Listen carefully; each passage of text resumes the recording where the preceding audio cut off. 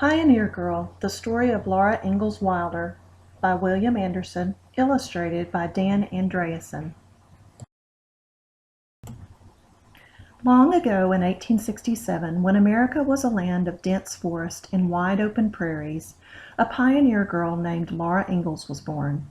She lived with her pa and ma and her older sister Mary in a little log house among the big trees of Wisconsin. Laura's earliest memories were of her pa and ma packing everything they owned into a covered wagon. In went all their clothes, dishes, bedding, and books, and pa's fiddle. Laura's family left the little house and traveled for days and weeks. They were going to Kansas. On a grassy flat prairie, pa finally found a spot for a new little house. Log by log, pa and ma built the house, and Laura helped pa build the door. Laura was happy living on the prairie, running in the wind with Jack the bulldog, or exploring in the tall grass with Mary.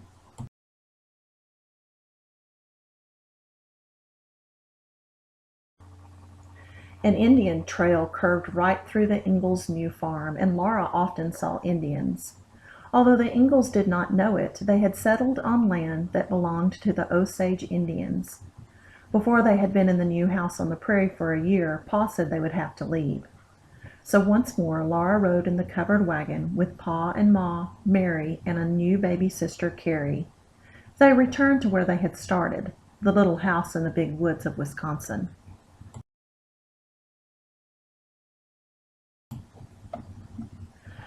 The days were full of work. Pa went far into the woods to hunt for meat and trap for furs. Ma was always busy, and Mary and Laura helped to churn butter, sew quilts, wash dishes, and sweep the log floor. Laura's special job was to bring in chips from the woodpile. She filled her apron full, for the fire on the hearth must never burn out. At night, pa played his fiddle, and music filled the little house from the pantry to the attic. Sometimes wolves howled outside, but Laura knew that pa and Jack would keep them all safe. As Laura grew older, more and more settlers crowded into the big woods. Pa wanted to be where neighbors were not so close, and wild animals roamed free. So on Laura's 7th birthday, Mary, Laura, and Carrie were once again bundled inside the covered wagon. As they drove away, they saw their little log house for the last time. They headed west to the wide open prairies of Minnesota. Pa found a new farm along Plum Creek near the little town of Walnut Grove. At first they lived in a tiny one-room house that was hollowed into the bank of the creek. Its roof was made of sod, the same thick tangled grass that grew on the prairie. The dugout was cool in the summer and snug in the winter, and the Ingalls lived in it until Pa built a wonderful new house made of sawn lumber. Nearby, he grew a field of golden wheat. Laura and Mary went to school in Walnut Grove. There, Laura made new friends and learned to love reading and writing. Then one terrible day, grasshoppers dropped from the sky, eating Pa's wheat crop and every other growing green thing. There was no crop for Pa to sell, so Pa had to go far away to find work. Laura and Mary helped with the chores on the farm, and Ma taught the girls their lessons at home. The girls could not walk to school anymore because the ground was covered with grasshoppers. They were all very busy, but still the weeks and months without Pa were long and lonely. Pa finally came home, but he was restless in grasshopper country. Laura was not surprised when Pa told them they were going to move again. This time they were going to go to the town of Burr Oak, Iowa, to help run a hotel.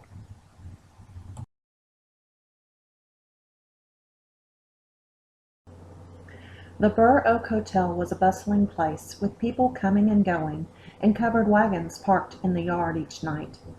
When they were not in school, Laura and Mary helped in the kitchen and washed piles of dishes. Laura also took the cow to the pasture in the morning and brought her back home at night, and often she ran errands for the hotel's guests. One day, when Laura returned home, she found she had a brand new baby sister. Pa and Ma named the baby Grace. Laura and her family were busy in Burr Oak, but they all missed the prairie country. so after 2 years they left Burr Oak and returned to Walnut Grove.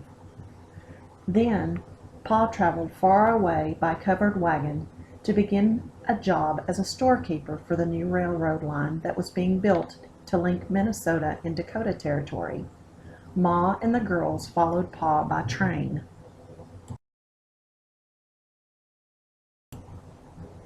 Laura was now 12 and she had a special duty. During a long sickness, Mary had become blind, and Pa asked Laura to become Mary's eyes. So all the way to Dakota Territory, Laura told Mary about the train's smoking engine and about the people who sat on the plush red velvet seats in the train car. When the family was settled in the railroad camp, Laura told Mary about the railroad men and their strong horses, busily working to build the track across the rolling prairie.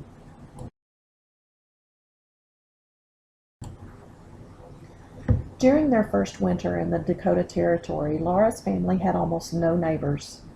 But in the spring, farmers crowded onto the land, and the town of DeSmet sprang up overnight. Laura and Pa missed the empty prairie, but the Ingalls family would move no more. Pa had promised Ma that they would stay in DeSmet so the girls could go to school. During the summer, the family lived on their homestead, but in the winter they lived in town so Laura and Carrie could walk to school. At night, Laura repeated her lessons to Mary so Mary could keep up with her studies too. Mary wanted to go to the College for the Blind in Iowa, and Laura wanted to help her in any way she could. The winters in Dakota Territory were fierce, and sometimes Laura and Carrie could not walk to the schoolhouse because of the snow. One winter, the blizzards were so severe that the trains stopped running, and the stores ran out of food and fuel. For months, Laura's family huddled together in their town building. Laura twisted hay to burn and ground wheat for flour until her hands ached. Everyone might have starved, but two boys, Almanzo Wilder and Cap Garland, made a dangerous trip across the frozen prairie to bring food back to the hungry townspeople.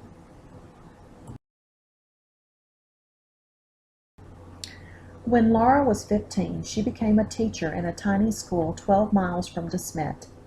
There were just 5 students, and 2 were almost Laura's age, but Laura was a good teacher. She lived with a family near the school and was very lonely for Pa and Ma and her sisters. She did not expect to see her family for the 2 months she would be teaching. But as her first week of teaching ended, Almanzo Wilder came with his sleigh and fast horses to take Laura home. Each Friday, Almanzo drove Laura home, and each Sunday he brought her back to school. Laura loved skimming across the snowy prairie behind Almanzo's beautiful brown horses. And when school ended, she had earned $40 to help pay Mary's expenses at the College for the Blind. When Laura returned to DeSmet, Almanzo still took her on sleigh rides, and in the spring he took her for rides in his shiny black buggy. They rode to singing school, to church parties, to ice cream socials, and to see Almanzo's homestead claim. They went to the nearby lakes, where they picked prairie roses and wild grapes and listened to the waves lapping against the shore. On one of their rides, Almanzo asked Laura to marry him, and she said yes. In 1885, when Laura was 18, she and Almanzo were married and went to live in their own little gray house on the prairie. Laura was no longer a pioneer girl. She was now a homesteader's wife, and soon she learned to cook and bake and clean as well as Ma. But Laura still loved to be outdoors on the prairie. She and Almanzo galloped across the prairie on their horses to visit Pa and Ma or to watch a glorious sunset. In the second winter they were married, Laura and Almanzo had their own daughter. They named her Rose for those sweet-smelling blossoms that covered the prairies in summer. After Rose was born, sad times came to the Wilders. First, the crops dried up in the hot weather. Then Almanzo and Laura became ill. After they recovered, Almanzo could not use his right leg very well. Far worse, Laura and Almanzo's second child, a boy, died soon after he was born. Then one terrible day, the little gray house burned down. These were unhappy days for Laura, but she was a pioneer and she knew she was tougher than hard times.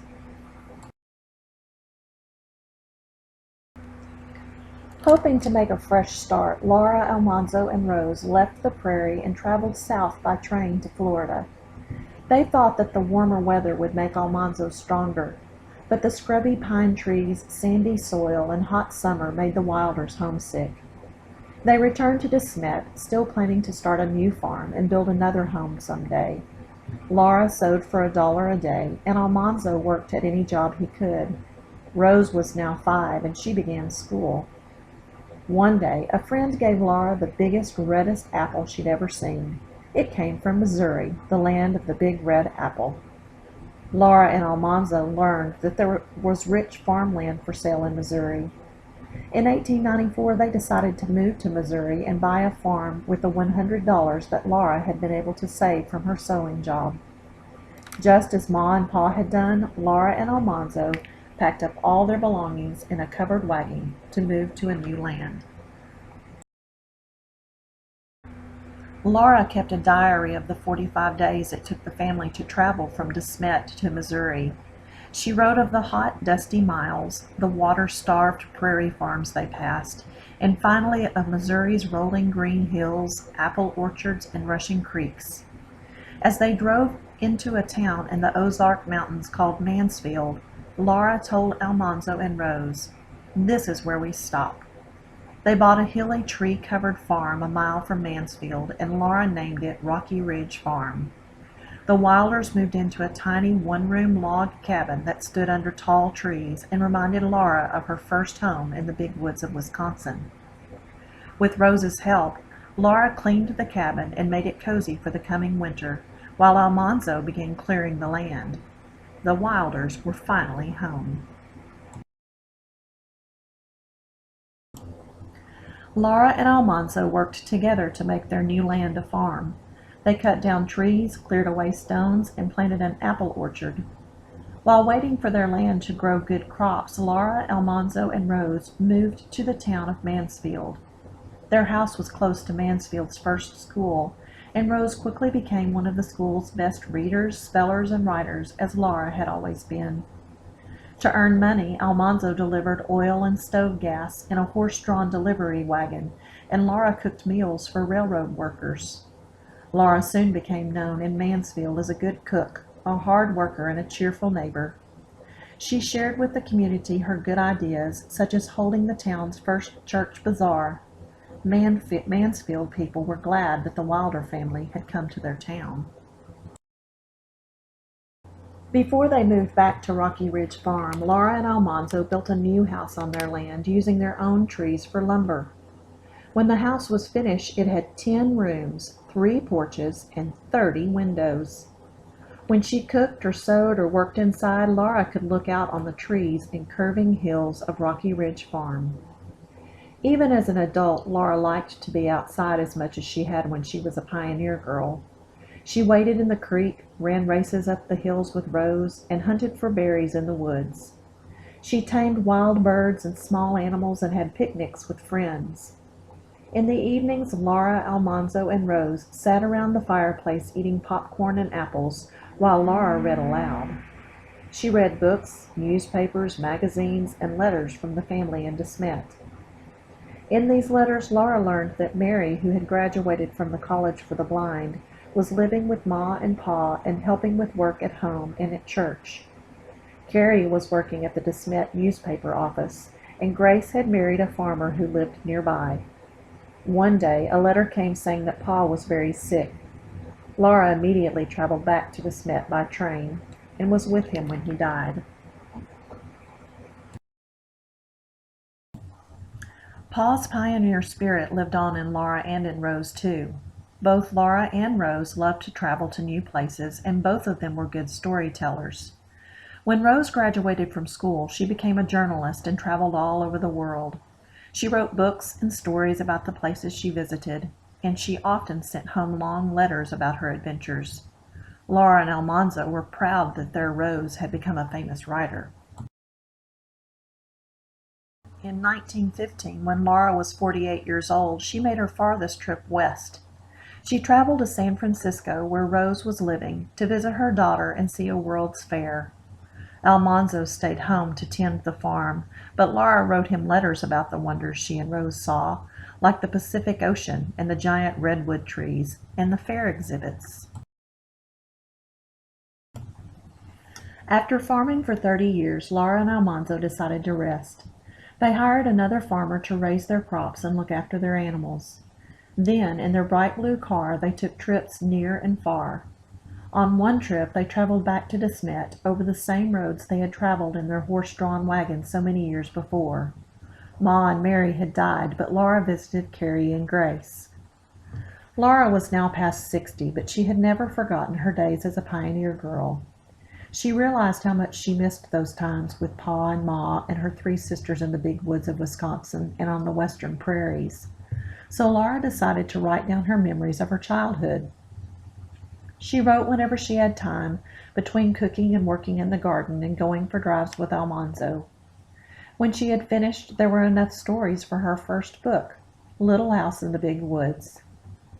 Laura wrote the book especially for children so they could know how the pioneers had lived. Children liked this book so much that Laura wrote a second one called Farmer Boy, all about Almanzo's life on a farm in northern New York when he was a boy. In houses and schools and libraries all over America and then all over the world, children, parents, and teachers alike loved Laura's stories. They sent her letters begging her to write more. For 11 years, Laura worked on the books that came to be known as the Little House series. In them, she told the story of her life from her childhood in the big woods through her early years with Almanzo on the Dakota prairie. To her great surprise, Laura's Little House books made her a famous author. She was invited to speak at schools and on the radio. Her books received awards and honors, and many libraries were named in her honor. From everywhere, children sent her letters, presents, and drawings, thanking her for her stories. Many people traveled to Mansfield hoping to meet Laura or just see where she lived. Laura was delighted that her books were loved by so many, and she was glad that through her stories, children could learn something of the pioneer days of America. But when she was 76, Laura decided to write no more. Instead, she and Almanzo kept busy on their farm. They went for drives, visited friends, played games, and listened to the radio.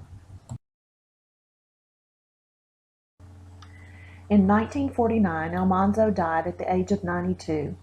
Laura stayed on Rocky Ridge Farm, where there were so many memories of happy times. Although Laura lived alone until her death in 1957 at the age of 90, she was never lonely. Friends came to visit almost every day. Once Laura invited the entire fourth grade class from the Mansfield school to the farmhouse for a party. She told the children stories and let them roam through the big old house. The children ate cookies Laura had baked and enjoyed themselves. One boy told Laura he would rather read her Little House books than eat. "I'm glad if my books have helped the children," Laura said when people praised her stories. She was pleased that she had done what she had set out to do, to tell the tale of the American pioneers for children everywhere and always.